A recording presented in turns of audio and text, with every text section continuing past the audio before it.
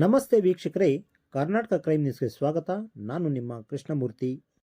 ರಾಜ್ಯಪಾಲರು ಕೇಂದ್ರ ಸರ್ಕಾರದ ಕೈಗೊಂಬೆಯಂತೆ ಕೆಲಸ ನಿರ್ವಹಿಸುತ್ತಿದ್ದಾರೆ ಎಂದು ಬ್ಲಾಕ್ ಕಾಂಗ್ರೆಸ್ ಪಕ್ಷದ ಅಧ್ಯಕ್ಷ ಎಚ್.ಎಸ್. ನರೇಂದ್ರ ಆಕ್ರೋಶವನ್ನು ವ್ಯಕ್ತಪಡಿಸಿದರು. ಬಾಗೇಪಲ್ಲಿ ಪಟ್ಟಣದ ಮುಖ್ಯ ರಸ್ತೆಯಲ್ಲಿ ಪ್ರತಿಭಟನೆ ಮೆರವಣಿಗೆ ನಡೆಸಿದ ನೂರಾರು ಕಾಂಗ್ರೆಸ್ ಕಾರ್ಯಕರ್ತರು ಪ್ರಧಾನಿ ನರೇಂದ್ರ ಮೋದಿ, ಕೇಂದ್ರ ಗೃಹ ಸಚಿವ ಅಮಿತ್ ಶಾ ಹಾಗೂ ರಾಜ್ಯಪಾಲರ ತಾವರ್ ಚಂದ್ ಗೆಹ್ಲೋಟ್ ಸೇರಿದಂತೆ ಬಿಜೆಪಿ ನಾಯಕರ ವಿರುದ್ಧ ಘೋಷಣೆ ಕೂಗಿದ ಅವರು ನಂತರ ತಹಶೀಲ್ದಾರ್ ಅವರಿಗೆ ಮನವಿ ಪತ್ರವನ್ನು ಸಲ್ಲಿಸಿ ಮಾತನಾಡಿದರು. ಜನಪ್ರಿಯ ಶಾಸಕರು ಎಸ್.ಎಂ. ಸುಬ್ಬಾರೆಡ್ಡಿ నాయకత్వంలో ఇప్పుడు ధరణి సత్యాగ్రహాన్ని ముగించుకోవడం వల్ల రోజువారీ మీకంతా తెలుసంతా కూడా ఇప్పుడు కాంగ్రెస్ పార్టీ దేశాన్ని కట్టిలేదు. ఇప్పుడు దేశము ఇంత ఆర్థికంగా అభివృద్ధి కావాల్సిందే, ఇప్పుడు పొలం అభివృద్ధి కావాల్సిందే, టౌన్ అభివృద్ధి కావాల్సిందే, ఇప్పుడు మనమంతా ఈ స్టేట్ లో ఉండాల్సిందే మాట్లాడే హక్కు కూడా ఇచ్చింది మనకి ఇప్పుడు కాంగ్రెస్ పార్టీ. ఇప్పుడు డాక్టర్ బిఆర్ అంబేద్కర్ ఇప్పుడు సంవిధానం నుంచి ప్రతి ఒక్కరికి కూడా మనకు సమానమైన హక్కులు ఇచ్చి ఆర్థికంగా, సామాజికంగా, రాజకీయంగా బతికేదానికి అవకాశం ఇచ్చిన ఒక అంబేద్కర్ ఇప్పుడు ఈ దేశానికి ఆదర్శం ఉండాలి. ఇప్పుడు ఏ విపత్తుల్లో ఈ బీజేపీ వాళ్ళంతా కూడా మతాలకి గలాట్లు పెట్టి, జాతులకు గలాట్లు పెట్టి, ప్రాంతాలకు గలాట్లు పెట్టి రాజకీయం చేస్తే ಮುಖ್ಯಮಂತ್ರಿ ಸಿದ್ದರಾಮಯ್ಯ ವಿರುದ್ಧ ತನಿಖೆ ನಡೆಸಲು ಅನುಮತಿ ನೀಡಿರುವುದನ್ನು ಖಂಡಿಸಿ ಪ್ರತಿಭಟನೆ ಮಾಡಲಾಗುತ್ತಿದೆ. ರಾಜ್ಯಪಾಲರ ಈ ನಡೆ ಅಸಂವಿಧಾನಿಕ ಮತ್ತು ಪ್ರಜಾಪ್ರಭುತ್ವಕ್ಕೆ ಧಕ್ಕೆ ತರುವ ನಡೆ. ಈ ಹಿಂದೆ ವಿವಿಧ ಪಕ್ಷಗಳ ಅನೇಕ ನಾಯಕರು ಬಹುದೊಡ್ಡ ಅಕ್ರಮದಲ್ಲಿ ಭಾಗಿಯಾಗಿ ಸರ್ಕಾರ ಹಾಗೂ ರಾಜ್ಯಕ್ಕೆ ಆರ್ಥಿಕ ಸಾಮಾಜಿಕ ನಷ್ಟ ಉಂಟು ಮಾಡಿದ್ದಾರೆ. ಅಂಥವರನ್ನು ತನಿಖೆಗೆ ಒಳಪಡಿಸುವುದನ್ನು ಬಿಟ್ಟು ಕೇವಲ ಸಿದ್ದರಾಮಯ್ಯ ಅವರ ಪತ್ನಿ ಹೆಸರಿಗೆ ಮೂಢನಿವೇಶನ ನೋಂದಣಿ ಮಾಡಿಕೊಂಡಿರುವುದನ್ನು ಮುಂದಿಟ್ಟುಕೊಂಡು ರಾಜ್ಯದ ಒಬ್ಬ ಅಹಿಂದ ಮುಖ್ಯಮಂತ್ರಿಯನ್ನ ತನಿಖೆಗೆ ಅನುಮತಿ ನೀಡಿರುವುದು ಖಂಡನೀಯ ಎಂದು ಆಕ್ರೋಶವನ್ನು ವ್ಯಕ್ತಪಡಿಸಿದರು. ಮಾಜಿ ಜಿಲ್ಲಾ ಪಂಚಾಯಿತಿ ಸದಸ್ಯ ಬೂರಗಮಡುಗು ನರಸಿಂಹಪ್ಪ ಮಾತನಾಡಿ, ಕೇಂದ್ರ ಸರ್ಕಾರ ಮತ್ತು ಬಿಜೆಪಿಯಲ್ಲಿ ಕೇಂದ್ರ ನಾಯಕತ್ವದ ನಿರ್ದೇಶನದಂತೆ ರಾಜ್ಯಪಾಲರು ನಡೆದುಕೊಂಡಿದ್ದು ರಾಜ್ಯದಲ್ಲಿ ಪ್ರಜಾಸತ್ತಾತ್ಮಕವಾಗಿ ಚುನಾಯಿತ ಸರ್ಕಾರವನ್ನು ಸುಳ್ಳು ಆರೋಪಗಳನ್ನು ಮಾಡುವ ಮೂಲಕ ಅಸ್ಥಿರಗೊಳಿಸಲು ತೀವ್ರ ಪ್ರಯತ್ನಗಳನ್ನು ಮಾಡುತ್ತಿದ್ದಾರೆ ಎಂದು ಅವರು ಆರೋಪಣೆ ಮಾಡಿದರು.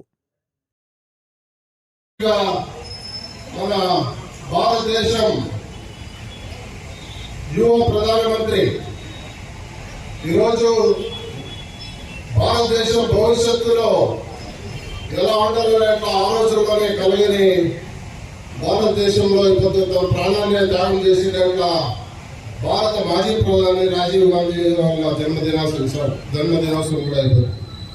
వీళ్ళిద్దరికీ కూడా మనందరి తరఫున కాంగ్రెస్ పార్టీ తరఫున శుభాకాంక్షలు చెప్తాను. ఈరోజు మా నాయకులు మాట్లాడారు, ఎందుకు మనం ఇక్కడ ప్రతిభటన చేస్తా ఉన్నాం మన ఇంట్లో విచారాన్ని, మళ్ళీ ఆ విచారాన్ని కుశలు తెలియజేసేటప్పుడు ఈరోజు ఇది భారతదేశాద్యంతం కర్ణాటక రాజ్యాంగం ప్రతి ఇంట్లో ఇప్పుడు ఒక రైతులు, మహిళలు, దీని దళితులు, అల్పసంఖ్యాతులు, వెనుకబడిన జనాలంతా కూడా ఇప్పుడు భారతదేశంలో కర్ణాటక రాజ్యంలో ఏం నడుస్తా ఉందని దాన్ని చూస్తా ఉన్నారు. ఇది కొత్త కూడా కాదు.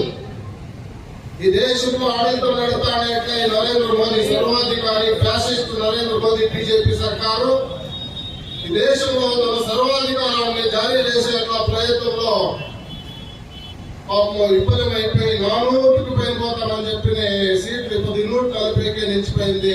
పార్లమెంట్ సీట్లు ఇప్పుడు పార్లమెంట్ లో వాళ్ళ కలగండి మోదీ, ఆర్ఎస్ఎస్, బీజేపీ ఈ భారతదేశంలో మేము అధికారానికి వచ్చి 400 కంటే ఎక్కువ సీట్లు అధికారానికి వస్తే ఈ దేశంలో ఉండే సంవిధానాన్ని సంపూర్ణంగా నాశనం చేయాలి.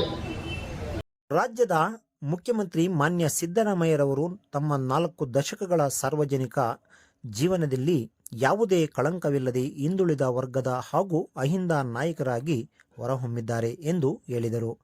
ಹೀಗಾಗಿ ಅವರ ಮೇಲೆ ಕಪ್ಪು ಚುಕ್ಕೆ ಹಾಕಲು ಬಿಜೆಪಿ ಯತ್ನಿಸುತ್ತಿದೆ ಎಂದು ಹೇಳಿದರು. ರಾಜ್ಯದ ಮುಖ್ಯಮಂತ್ರಿ ಮಾನ್ಯ ಸಿದ್ದರಾಮಯ್ಯರವರು ತಮ್ಮ 4 ದಶಕಗಳ ಸಾರ್ವಜನಿಕ ಜೀವನದಲ್ಲಿ ಯಾವುದೇ ಕಳಂಕವಿಲ್ಲದೆ ಹಿಂದುಳಿದ ವರ್ಗದ ಹಾಗೂ ಅಹಿಂದ ನಾಯಕರಾಗಿ ಹೊರಹೊಮ್ಮಿದ್ದಾರೆ ಎಂದು ಹೇಳಿದರು. ಹೀಗಾಗಿ ಅವರ ಮೇಲೆ ಕಪ್ಪು ಚುಕ್ಕೆ ಹಾಕಲು ಬಿಜೆಪಿ ಯತ್ನಿಸುತ್ತಿದೆ ಎಂದು ಹೇಳಿದರು. ಜನಪ್ರಿಯ ಶಾಸಕರು ಅವರು ಕೂಡ ಈ ಒಂದು ಪ್ರತಿಭಟನೆಯಲ್ಲಿ ಪಾಲ್ಗೊಳ್ಳಬೇಕಾಗಿತ್ತು. ಅವರು ಕಾರಣಾಂತರಗಳಿಂದ ಕ್ಷೇತ್ರದಲ್ಲಿ ಇಲ್ಲದೆ ಇರೋದ್ರಿಂದ ಅವರು ಎಲ್ಲ ನಾಯಕರು ಕೂಡ ಕರೆ ಮಾಡಿ ಈ ಒಂದು ದೊಡ್ಡ ಮಟ್ಟದಲ್ಲಿ ನಾವು ಸಿದ್ದರಾಮಯ್ಯ ನೇತೃತ್ವದ ಸರ್ಕಾರಕ್ಕೆ ಬೆಂಬಲ ನೀಡಬೇಕು ಅಂತ ಅವರ ಕರೆ ಕೊಟ್ಟಿದ್ದಾರೆ. ಅವರು ಕೂಡ ನಾವು ಧನ್ಯವಾದಗಳನ್ನು ಅರ್ಪಿಸ್ತಾ ಜಿಲ್ಲಾ ಪಂಚಾಯಿತಿ ಮಾಜಿ ಸದಸ್ಯರು ಹಾಗೂ ಅಲ್ಪಸಂಖ್ಯಾತ ಹಿಂದುಳಿದ ದಲಿತ ನಾಯಕರಾದಂತ ನಮ್ಮ ಬೂರ್ಗಮಡಗು ಲಕ್ಷ್ಮೀ ನರಸಿಂಹಪ್ಪನವರು ಮಾತಾಡಬೇಕು. ಈ ಸಂದರ್ಭದಲ್ಲಿ ಕಾಂಗ್ರೆಸ್ ಪಕ್ಷದ ಮುಖಂಡರಾದ P Manjunatha Reddy, Somashekar, BV Venkataramana, Gaddam Ramesh, M Nanjundappa, Lakshminarayana, cricket Murthy, ಪುರಸಭೆ ಸದಸ್ಯರು ಹಾಗೂ ಕಾಂಗ್ರೆಸ್ ಪಕ್ಷದ ಮುಖಂಡರು ಮತ್ತು ನೂರಾರು ಕಾರ್ಯಕರ್ತರು ಭಾಗವಹಿಸಿದ್ದರು. ವರದಿ ಸುಬ್ಬು ಬಾಗೇಪಲ್ಲಿ. ನಿರಂತರ ಸುದ್ದಿಗಾಗಿ ನೋಡ್ತಾ ಇರಿ ನಿಮ್ಮ ಕರ್ನಾಟಕ ಕ್ರೈಮ್ ನ್ಯೂಸ್. ಧನ್ಯವಾದಗಳು.